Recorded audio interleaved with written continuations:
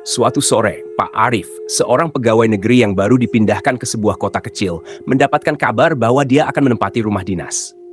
Rumah itu berada di ujung kota, jauh dari hiruk-pikuk keramaian, dikelilingi pohon-pohon besar yang menjulang tinggi. Meskipun terlihat tua dan suram, rumah itu cukup besar untuk keluarganya. Malam pertama mereka di sana, tidak ada yang aneh. Tapi, saat malam semakin larut, terdengar suara-suara aneh dari arah dapur. Suara pintu yang berderit pelan, diikuti dengan suara langkah kaki berat seperti menyeret sesuatu. Pak Arif mengira itu mungkin suara angin atau hewan liar yang berkeliaran di luar.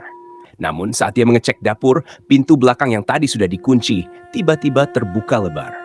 Malam berikutnya, suara-suara aneh itu semakin jelas. Kali ini, suara derap kaki terdengar di sepanjang lorong. Istri Pak Arif, Bu Ningsih, mulai merasakan ada sesuatu yang salah dengan rumah itu. Ketika dia sedang mencuci piring di dapur, dia merasa seperti ada yang mengawasinya dari belakang. Namun, ketika dia menoleh, tidak ada siapapun. Hari demi hari, keanehan di rumah dinas itu semakin menjadi. Suatu malam, anak bungsu mereka, Dinda, yang berusia 5 tahun, menangis histeris di kamarnya.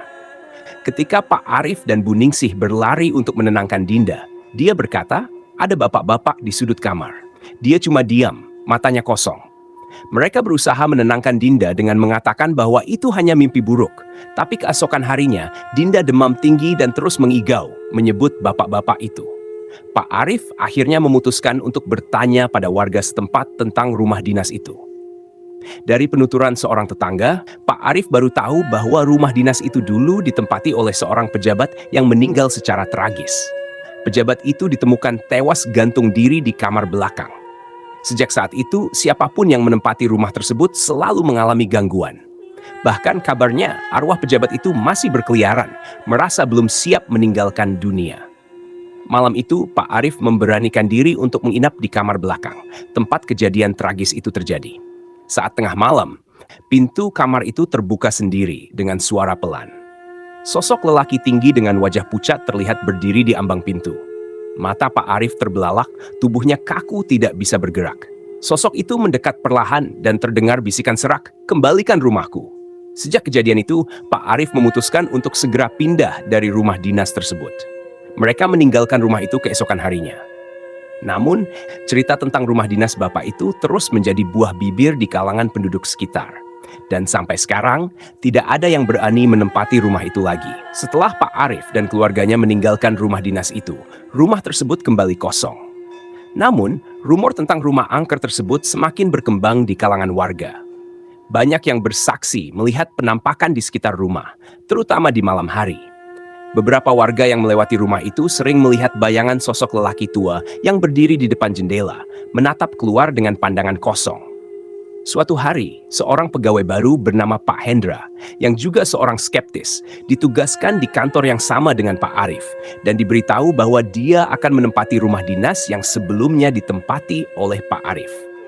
Mendengar cerita seram dari warga, Pak Hendra hanya tertawa dan menganggap semua itu hanya takhayul. "Mana ada hantu," katanya dengan penuh keyakinan. Pak Hendra pindah bersama istrinya ke rumah dinas tersebut. Di malam pertama, segalanya terasa biasa saja. Namun, keanehan mulai muncul di malam kedua. Saat sedang menonton TV di ruang tamu, lampu tiba-tiba berkedip-kedip dan televisi mati sendiri. Istrinya, Bu Rina, yang merasa ada sesuatu yang ganjil, menyarankan agar mereka pergi tidur lebih awal. Namun Pak Hendra yang tetap tidak percaya, hanya menganggapnya masalah listrik. Tepat saat tengah malam, terdengar suara keras dari dapur, seperti ada sesuatu yang jatuh. Pak Hendra segera berlari ke dapur, tapi tidak menemukan apa-apa. Saat dia kembali ke kamar, dia melihat pintu kamar anaknya sedikit terbuka. Ketika dia mengintip, dia melihat sesuatu yang membuat darahnya membeku. Di sudut kamar anaknya, ada sosok seorang lelaki tua yang berdiri membelakangi tempat tidur, menghadap ke dinding. Pak Hendra merasa kakinya kaku, tak bisa bergerak. Sesaat kemudian, sosok itu perlahan berbalik, menatapnya dengan mata kosong dan wajah pucat. Mulut sosok itu bergerak, menggumamkan kata-kata yang hampir tak terdengar, "Ini rumahku." Pak Hendra akhirnya bisa bergerak dan segera berlari ke kamar istrinya, mengguncang Bu Rina agar terbangun.